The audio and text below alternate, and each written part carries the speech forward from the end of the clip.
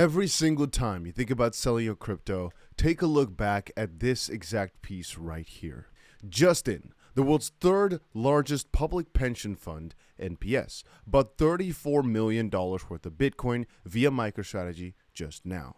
If you don't know, it's basically South Korea's public pension fund that has just increased their exposure to this whole crypto stuff by buying tens of thousands of shares in MicroStrategy, which is essentially them buying Bitcoin. But besides that, take a look at this. Mara secures $300 million through an oversubscribed offering of convertible senior notes. With proceeds, we purchased 4,144 Bitcoin, valued at approximately 250 mil, boosting our strategic Bitcoin reserve to over 25,000 BTC. And again, Arkham themselves stated, whilst you're selling, Marathon, the largest public Bitcoin miner, was actually buying. And I always find it fascinating, right? If the miners, who literally know it better than almost anybody else, are buying, what does that say? If they're building up a reserve instead of letting go of every single coin or trying to, what does that say? To stay in the spirit, let me also show you one more thing. Don't be like Nick. Who is Nick? Nick Allen here had a very interesting post about Bitcoin back in 2011. He said, Bitcoin right now is down at $2.70 a pop. So glad I didn't buy in on that mess.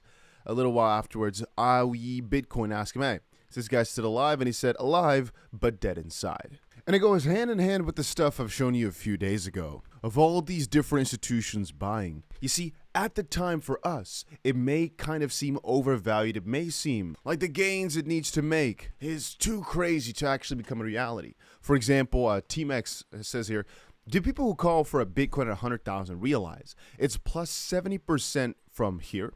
Does this sound plausible for an asset with a market cap of $1.2 trillion? I think he's joking, by the way. I don't think this is his real opinion. But there are a lot of people that have this opinion, especially if you get outside of your crypto bubble a little bit. And what I mean with that is, I personally, most of my friends are really believing in crypto, but I also have some group of friends that don't like it at all. And it becomes really quite apparent when I talk about $100,000 Bitcoin, or that I believe it will eventually get to $1 million, if not more. For example, the MicroStrategy prediction was that in the bull case, by 2045, it could even be at 50 million, or in a base case at 13 million. If you bring this up to people, most people would think you're a freaking idiot. But then I always look back at this tweet from 2011. He says, oh, I'm so happy I didn't buy it because right now it's all the way down to $2.70 again. And I just realized, as of this point with crypto's history, if you'd always, as of this point, just kept on buying, every time it came down lower, if you just kept on buying and buying and buying, right now we're slightly away from the all-time high, but you would have been able to make massive, just crazy tons of profit throughout this time. It would have maybe been perhaps annoying for slight whiles, but never more than a year.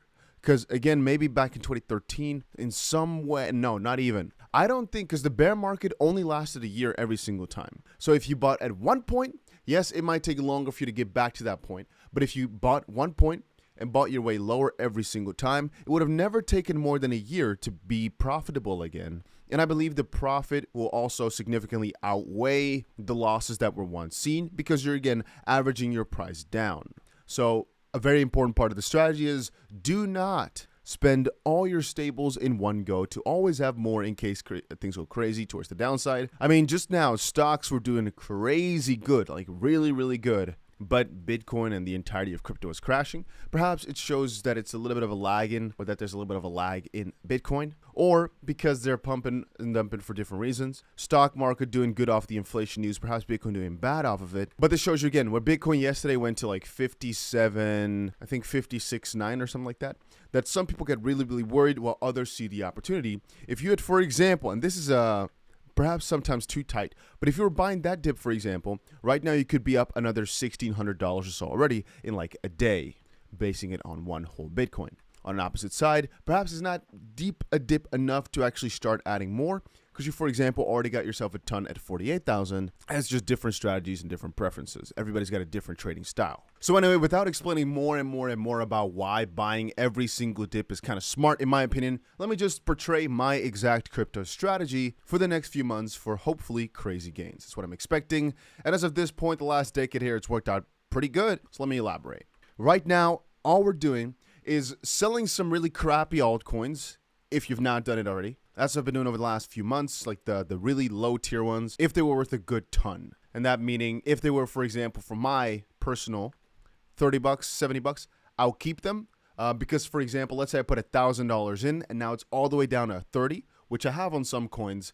I'm holding that because as of this point, it's a matter of if it does 1,000x, I'm happy. If it goes to 0, didn't lose that much. And just put this into your own little scale. For example, for your case, perhaps if it's now, you put $100 in and it's $3, you might as well keep it as of this point. There's more upside than downside. But I'm mostly talking about coins where you've got significant size in that you're, for example, still in a lot of profit on, because I'm getting ready to pivot here, meaning I'm not sure what the next big sectors are going to be for this bull market. Previously, it was AI, real world assets, etc. Still heavily on those. Those I'm actually, for the most part, still holding on to. But because we're uncertain about where Bitcoin's going to go, I'm personally a fan of mostly keeping Bitcoin and keeping a lot in stables. The stables act for two reasons. One, to buy Bitcoin dips in case the price goes down like crazy. And the second is to pivot into altcoins once Bitcoin sets this new movement up and we notice the direction that things are going. I also have a significant portfolio in altcoins, but I cannot necessarily recommend that just quite yet. I mostly just have it for nostalgia purposes, I'd say, or I guess what we often call the value investing rather than momentum investing, being I just bought them because I kind of think they should do well this run. I bought them preemptively. I bought them before is actually a good moment to buy, usually because there is where a lot of crazy gains lie, in the moment before the run really starts happening, right? We're talking about the altcoin season. Then again, if we're talking about safety and the preservation of capital, it's not smart. With all of those coins, I'm down a good amount, like 50% on a lot of them. And that's because I've been buying them a long time ago. Back in March, for example, it looked like an altcoin season was really up close. And for AI coins, etc., it was, and meme coins. But then afterwards, things fell down hard because Bitcoin corrected. And right now, we're still waiting again for Bitcoin to set that move. Once Bitcoin crosses the all-time high, there's a very high likelihood that Ethereum is also going to flip over the switch where the ETF turns from outflows to crazy inflows. And it does kind of a similar move to Bitcoin already.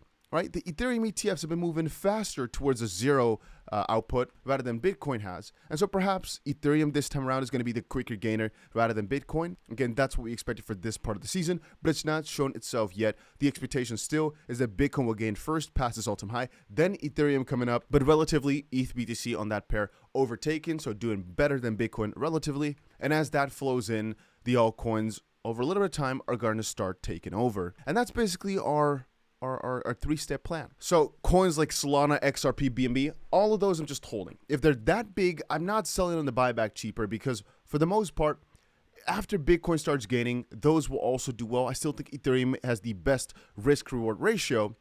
But literally, if you just want to increase your risk a little bit, but also your reward, then Solana, XRP, BNB are all fine. It's just that Ethereum, in my opinion, is almost guaranteed to do really, really amazing. Whereas with these altcoins, it might happen that they don't actually go crazy until Ethereum has done it, depending on how this run is going to go, depending on how big of a role the ETFs are going to play here. But so when it comes down to it, I personally think that this strategy is one of the best ones. And at this time around, so this season, the next few months, are going to be where crazy amounts of gains are made, where again, Ethereum, I think, is the number one.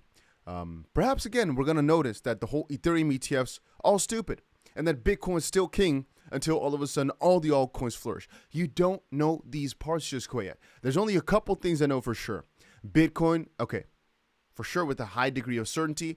Not your financial advisor. Nothing is certain. These are investments, highly speculative and risky. Bitcoin's going to go on a crazy run. Altcoins will earn you more than Bitcoin, and things will go vastly different than all we could have imagined. Because even though the general trend is usually quite the same, there's always a caveat. There's always a change. There's always something massive that's different.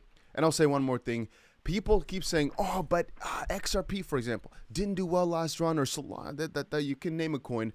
If you really start looking at the price difference from bottom to top for almost any of the altcoins, it's pretty insane. Sometimes if you look at only the all-time high, for example, things are not as massive. If you look at market cap, things can be significantly different too, because some coins have crazy inflation, meaning that for the same market cap, they now need 1/3 the price, for example, or vice versa. If they go to the same price again, right now they'd have a significantly higher market cap, meaning it's, theoretically speaking, more difficult to reach. Let's say a coin had 1 million coins in 2020, and right now they have 10 million coins. If it goes to $1, where before that meant the market cap was 1 million, right now, still at $1, the market cap is 10 million, right? You understand the difference? If all of a sudden there were 1,000 times more Bitcoin, instead of 1.2 trillion being the total value, right now it'd be 1.2 quadrillion, even though the price is still exactly the same. Anyway, that's more important for some of the altcoins though, not so much relevant to Bitcoin. Bitcoin's inflation is quite small, and obviously there's a cap of 21 million that will ever exist. Today's crypto price is nothing too crazy, nothing too fancy on both the up and the downside. But yeah, I'll leave it at that. That's about it. All I do is accumulate all day, every single day, because I think it's worth it. And if you don't, let me know down below why not.